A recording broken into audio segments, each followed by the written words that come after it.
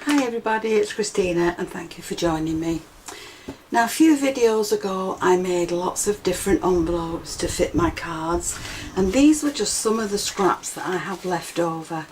So rather than waste these scraps, I'm going to turn these into yet more cards, and I'm going to use some really small dies or even punches if you have them.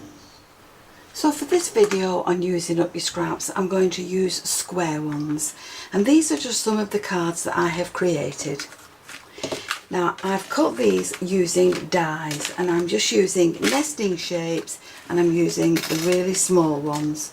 So I'm going to make two cards. One is an A6, the other is a 5x7, and I'm going to use two different sizes of dies.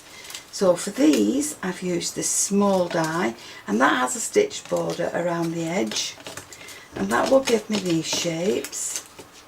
And then for this one I've used bigger dies. I've used the next size up, and I've cut these in different shades of pink that will all blend together.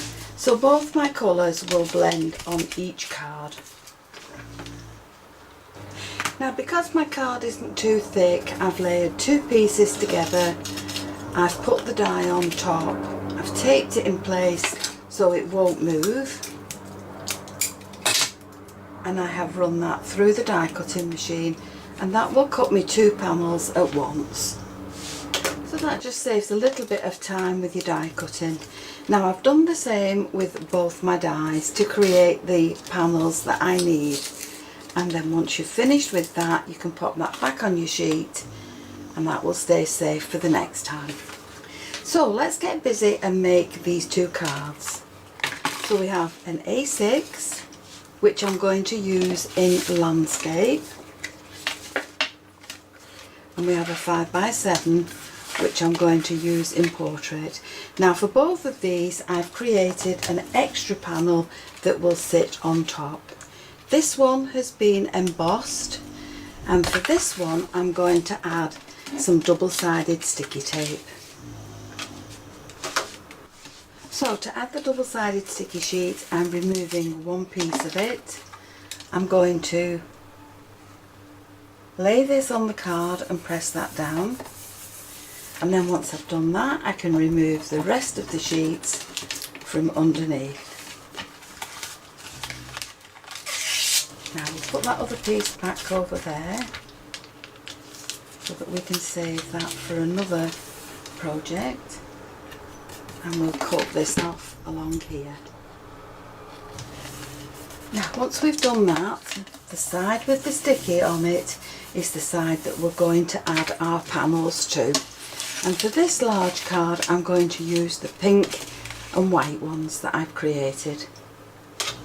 So before I peel back this layer of carrier sheet, I'm just spacing out my patterns to make sure that they all fit in there nice and neatly. Now I want them all to come down this side, so I want them layered equally on there with a nice space in between each one. So once I'm happy with the layout, I can peel off the paper and add these wherever I want them on this card. So once I have those pressed in place, I can put the carrier sheet back on, and I can use my bone folder just to press those down into the double-sided sticky, and then I know that they're safely adhered to the panel. Now I've got lots left to do more cards with, but for this I'm now going to sprinkle this with some glitter. Now I've got some silver and I've got some pink, so I think I'll use the silver, and we'll put a piece of paper under there to catch the glitter. So I'm just going to sprinkle the glitter on,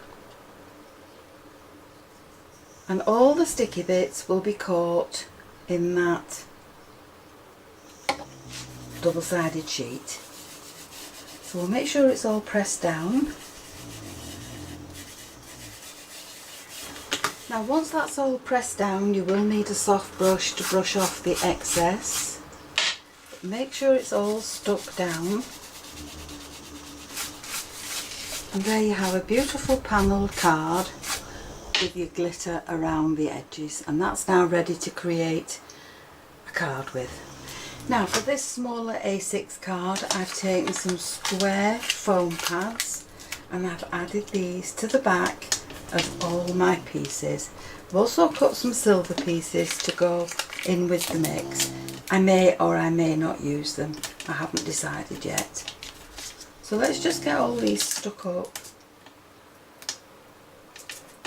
Now these can be added anywhere you want on your card, but I'm going to do mine at an angle. And I'm going to use a T-ruler just to keep this level with the card, and I'm going to add a row along there, and we'll start in the middle so that we can get these evenly spaced. And then when I've done that, I can add in extras along the top and the bottom if I need to. So let's just get these added in and then we can work from there. So we'll keep that level across the bottom, level along the side. We'll find the middle, which is about there, and we'll add the first one. So we'll pop the point on there, and then we'll add the second one. I've not pressed anything down yet.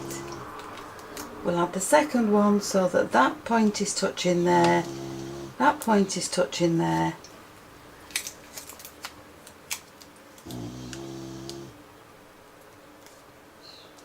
and there we are. So now we can add in the rest as we need them, and we have this line to follow.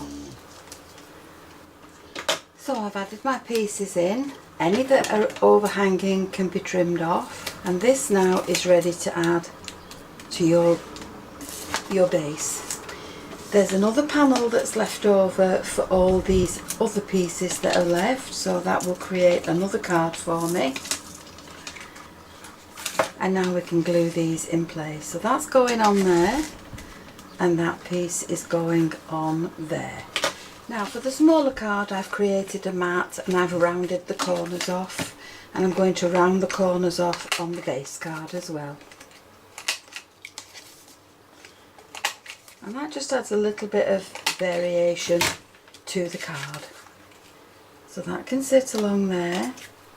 This has been rounded off as well, and that can sit in there.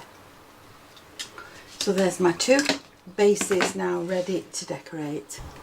So I've had a happy birthday to both of my cards, and now I'm just going to dress them up with some pearls. So there's just one way of using up your scraps, and that's cutting them into squares.